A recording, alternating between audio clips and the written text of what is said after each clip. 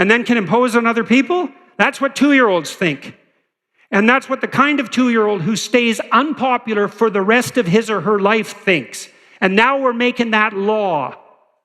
That's not very wise.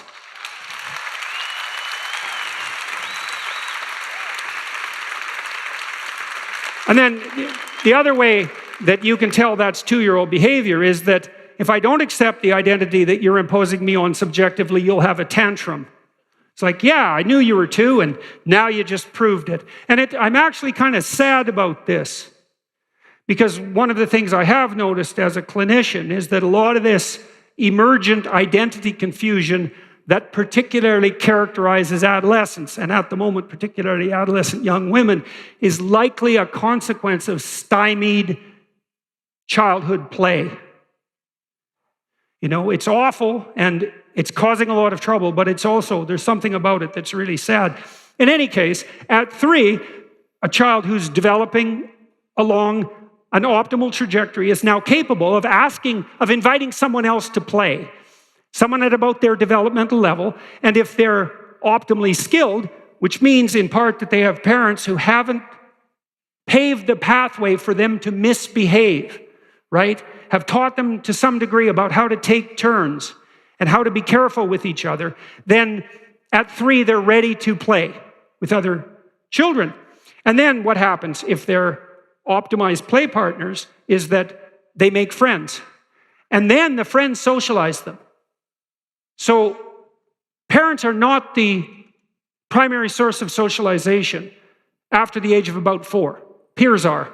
That's partly why adolescents are so absolutely obsessed with what their peers think of them, which is appropriate, even though it can go too far, is because your peers are going to make up your society, right, as you all mature together, and you have to adapt to the circumstances of your peers, and the parents should pave the road for that adaptation, but you make friends, and then your peers play with you, and they socialize you optimally. And if that doesn't happen by the time you're 4, then it never happens. There's a huge psychological literature on this. If you're alienated from your peers at age 4, as far as we know, there's nothing that can be done to fix that. You're permanently alienated. And so you're already in jail in some real sense.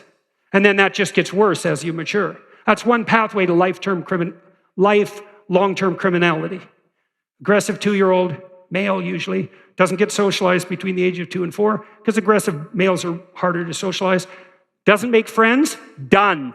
And the reason seems to be that, well, imagine that at 4 you need to start making friends. And because you make friends, you start to develop more and more social sophistication. But then imagine you don't make friends. You're already so far behind that you don't make friends. And now all your peers are skyrocketing forward. And so you just fall farther and farther behind, and you get more alienated and still using 2-year-old aggression to solve your problems, and more bitter and more cynical and more jaded, more isolated. And of course, that's not going to do wonders for your popularity. And so it's a very bad positive feedback loop, and it starts very early.